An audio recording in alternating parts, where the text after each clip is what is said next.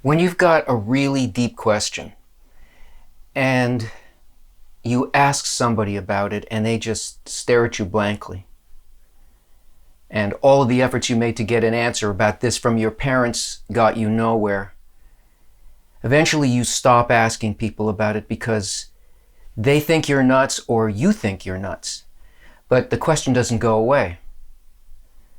So your last hope is to go to the web and type in a little prayer in the form of asking your question.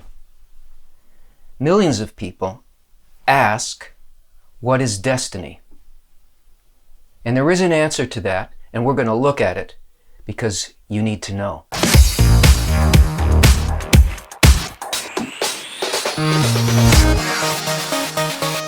There are so many things packed into that question.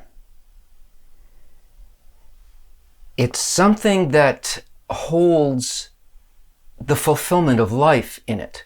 It also has the purpose of life, the purpose of our particular role in life, and the way that we are told about destiny, the way that Hollywood talks to us about it, and the way that we feel in our nature that it must be, is that we have a rendezvous with a great event in our future that is going to give our lives meaning. It's going to reveal to us that yes, we were put here for a purpose and that we fulfilled the purpose.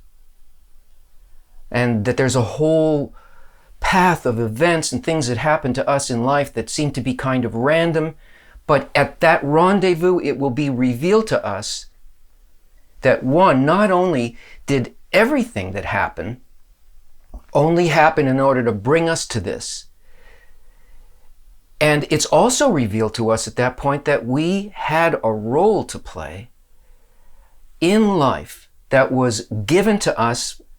Actually, it isn't ours, but it's for the benefit of everybody. It's to the best possible outcome. And in that moment of the fulfillment of our destiny, we imagined that we would feel the completeness of life, the satisfaction and the sense that life, at least, is a tremendous, worthwhile adventure. And the thought that we might actually have this sort of destiny, it gives us fuel. And it makes it feel that no matter what it is that we're encountering, no matter what setbacks are happening, no, I can't see it now, but at some point it will be clear to me and to everybody that this is supposed to be like this. Now, what we get out of that is a sense of being at home in the world, or shortly, we will feel at home in the world when it becomes clear to us that we actually do have a role. But the path and the time that's involved to get to that rendezvous is filled with nothing but opposition, doubt, and longing. And the longing is the best part of this whole story, that it may seem that everything turns against the tide for us, but actually the tide was carrying us to this place. But Kabbalah tells us that this feeling that we have and this desire to know our destiny, that the thing that we're really after is a state. And what is in this state is the constant connection to purpose. So that means that all of those things that we just described are in it, but not spread out in time. That this sensation of time, where things seem to be random to us, some yes, some no, some with purpose, some not with purpose, that is concealment. And the concealment has a purpose as well. But the place that we're trying to get to is not some kind of great celebratory event in time and space, but a sensation within us that is a sea of purpose, in which we live out all of those things that we just listed. We live out purpose, being that we do the job that we were given to do, and to the benefit of everybody, including ourselves. and that we sense that every event that happens always and only happens for the purpose of enabling us to feel this state and to do good. Because the purpose is coming from a greater level of life that always and only works that way. But this sensation that we have of time, that comes from the concealment which is called free will. Why do we feel free will? We feel it because we are ignorant of how the system of nature works with us. We don't feel it working with us at every moment, in every desire that we have, and how it directs us and the way that we respond to it. So the choices that we make are part of this concealment because we don't understand that we're being directed to the right thing. And time spreads things out. That's also concealment, as though it wasn't happening now. But the whole point of what the upper force wants to give to us and allow us to give to everybody else is the ability to live in purpose at this moment and every other moment, because it's all one moment, because it's all one purpose. So your question that you typed in and that ended you up here is part of this mechanism that will allow you to enter this sensation of constant purpose. This concealment is very important because it's not good for us to just receive this thing, because we won't feel that as fulfillment. We won't feel it as purpose. We won't feel that unless we have the sensation of independently wanting to do this. And so it becomes necessary for nature to hide from us its complete plan and its eternal moment, and allow us to choose to enter that, to do the things within us that allow us to understand our nature and use it correctly in order to enter.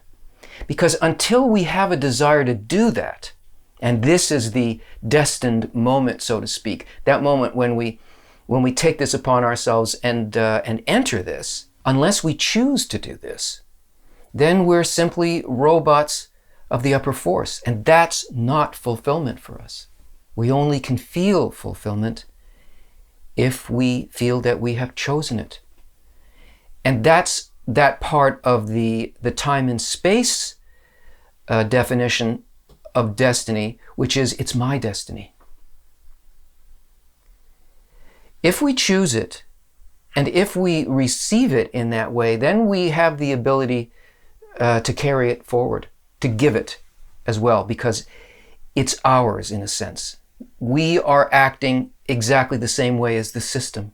We're choosing to act that way. So if we didn't have all of those moments where, my goodness, this is random, I can't feel that it's going to happen, I don't know what will happen, I can no longer feel the sense of purpose and direction in life. If we didn't have those things, we wouldn't be able to feel the fulfillment, and we wouldn't understand the mechanism of nature, because that's the way nature works. That's how it brings us to feeling at home in life and of serving all of life. It's the ultimate pleasure. It has a particular place that it's guiding us to, but we need to understand how it works with us. So, the sense that everything that happened to us only happened in order to bring us to this moment of destiny, the fact that sometimes it's a struggle on the path, where we're ultimately going to, and its complete fulfillment, how nature works with us is outlined beautifully in a Kabbalistic text called There's None Else Besides Him. And that's basically how Kabbalists explain this whole principle of our development. There's none else besides Him, Him being the upper force, the force of nature and the mechanism of nature, how it works with us. And it explains it this way. It is written that there's none else besides him, and this means that there's no other force in the world that has the ability to do anything against him. In other words, everything that happens to us happens only for one purpose, but we can't track it. But that's what we would like to do. And when a man sees that there are things in the world that deny the higher household, that is, that deny the purpose that we were put here for, or that sensation that we feel as we're moving towards our destiny, or wish that we knew it, the reason is that it is his will. So nature itself uses concealment for a certain purpose in order to fulfill this thing and this trip that we call destiny. It wants to bring us to a place where we actually enter this, but in a special way. He goes on, and it's deemed a correction called the left rejects and the right adducts. In other words, sometimes we can't see it all, things seem random, and then sometimes we feel full of inspiration, can feel in our intuition that there's something there, but it's working with us on purpose this way. He goes on, meaning that which the left rejects is considered correction. So this is a helping thing, the fact that we get lost. The fact that we want but feel we can't have. It's important that we believe at times, and sometimes it is impossible to believe. And there's nothing for us on the path except despair. This means that there are things in the world which, to begin with, aim to divert a person from the right way. In other words, it's a plan. It's supposed to happen like that. It's not a bad thing happening. It doesn't mean that we're lost. It means we're found. Nature always works with us like this.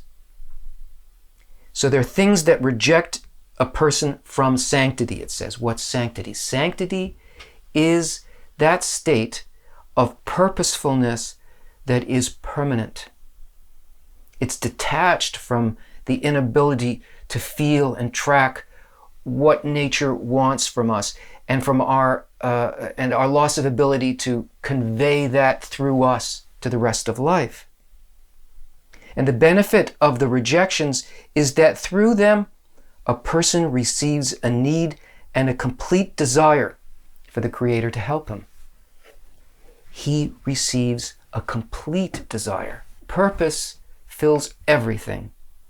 It's an eternal state, outside of time, outside of space, and that our free will, which used to be made of ignorance, is now made of commitment to the form that exists there already, to the form of the Creator, to the form of the upper force. We live out our destiny on a permanent basis. That's what you're really after.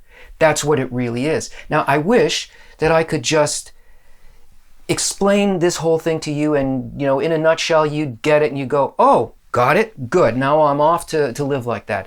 It's not a self-help book, these articles. It's a method, and it's learnable. And there are thousands of people who have learned it. And so can you, and that's why we have a system online where you can, at your convenience, learn this. So if you're interested, check out the links, and please comment, like, and subscribe.